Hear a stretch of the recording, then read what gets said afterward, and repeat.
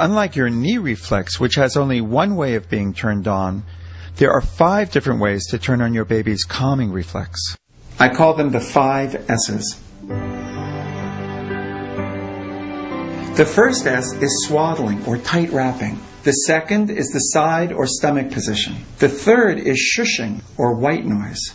The fourth S is swinging or jiggly movements. And the fifth S is sucking. The first S is swaddling. Tight swaddling with the arms down. That keeps your baby's movements from accidentally upsetting her. Yet it often confuses parents and grandparents because at times tight wrapping will make your baby cry even harder. But stick with it, please, and you'll see that wrapping will become your new best friend. You're not going to be successful calming your baby unless you start with the swaddling. But the swaddling by itself will not calm your baby down in most instances. In fact, some babies get upset when they're swaddled first off. You'll be most successful swaddling your baby if you use a square blanket. And be sure it's big enough to wrap all the way around and tuck it in front. That's why mothers around the world have done it for thousands and thousands of years. Because the swaddling naturally makes a baby feel back home. In the United States, sometimes we think that it deprives a baby of their constitutional rights, or we think that they need their freedom. But a new baby doesn't need freedom. What a new baby needs is to feel protected and safe. Swaddling is very misunderstood because so often people wrap their baby's arms and then the babies seem to fight and struggle. And so parents give up on swaddling because they think that their baby doesn't like it. Right. The truth of the matter is, babies are packaged like that in the uterus, so they are used to having their hands up. But you can't wrap a baby like that because the hands get out immediately. So even though this is a bit of an unusual position for a baby, this helps tremendously because once her arms are wrapped, as you've discovered already, she won't upset herself by flailing around. The pattern of wrapping is down, up, or the abbreviation for that is doo-doo. That's the easy way to remember. Hey, sweet girl. So the line goes right behind her neck. And it's down, up, down, up. So the first corner is down with the arms straight at her side. And it's very snug. It's not unusual for babies to fuss a little bit when you start doing the wrapping. Underneath you. Tuck it and snug it just a little bit so that arm stays down. That's the down. Next comes the up, and we'll bring this up, just up to her shoulder. So this is holding the second arm down, and we just tuck this around. Snug it again, and bring it down just a tiny, tiny bit, like you're tying a package. And then the last up is up and across. This is the belt that holds it all together. And we'll go all the way around.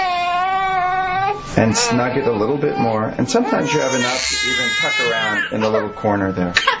Okay, sweet girl. Now let's lift you up.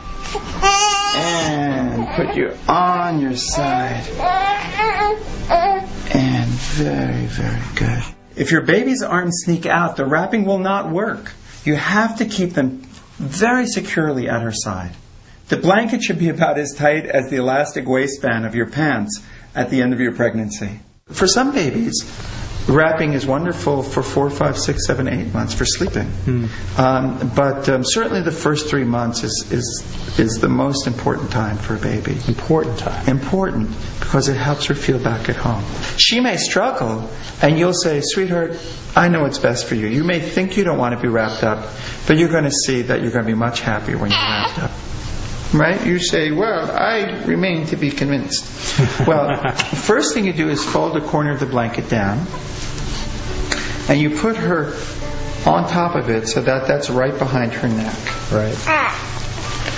And it's down, up. So the first wrap is down, the arm is straight at her side, and you pull it very, very snugly and tuck it underneath her. Tuck it and snug it so that pull on this edge so the arm stays at the side.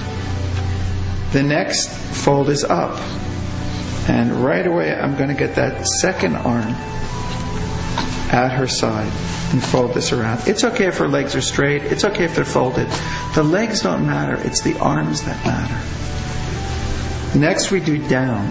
But this is very important. You have to do it down just a tiny bit.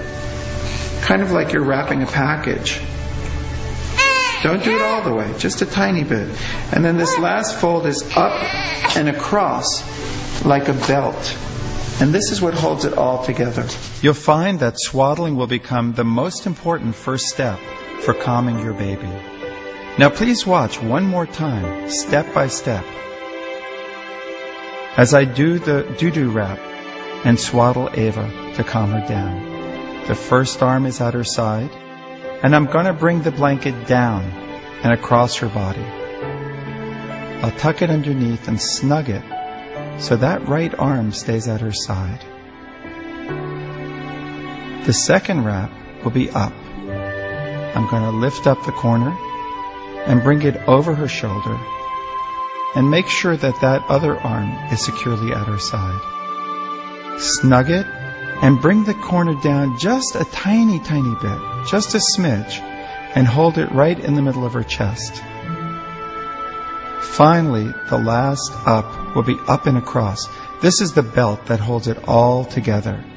It'll wrap around and keep both of her arms comfortably at her side. Make it extra snug at the end. And tuck it around. It's a nice little package. Now you can see the wrapping by itself didn't calm her down. And that's usually the way it is. If she's rolled onto her side now, though, or her tummy, let's see how she does. The second S is the side or stomach position. Of course, the best position for your baby sleeping is the back. But for calming a crying baby, the side or the stomach really works the best. Now, obviously that didn't calm him down. But again, wrapping is not meant to calm him down. Now let's do the second S, which is to put him on his side, facing down a little bit. What happened? It's like a reflex. Let's just roll you on your tummy for just a second, sweet girl.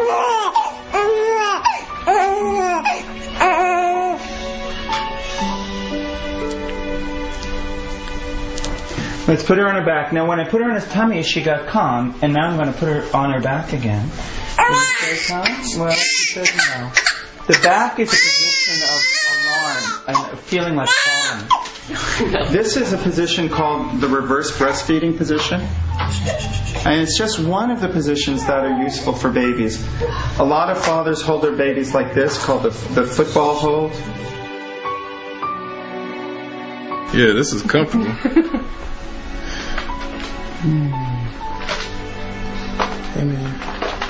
The body angle is really important. You'll see when you do this windshield wiper thing. If she's more on her back, I've had some kids, if they're like a fraction of an inch towards the back, they get upset. A fraction of an inch towards the stomach, they calm down.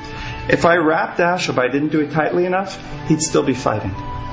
If I wrapped him and I kept him on his back, he would still be fighting. But when I turned his sweet little wrapped body onto his side stomach, it was an instantaneous change. So she said, well, the side was okay for a moment, but it's not enough. Right? If the wrapping's not enough, the side is not enough. She says, show me what you got. She says she needs a little bit more help. So, the next thing I'm going to do is add shushing.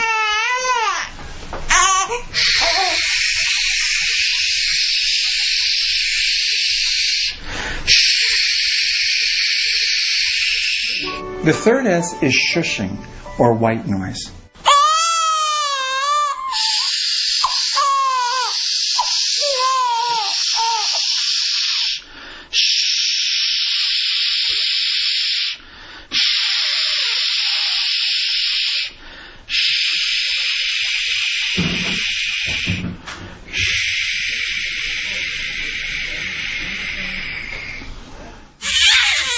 Now, roll you over.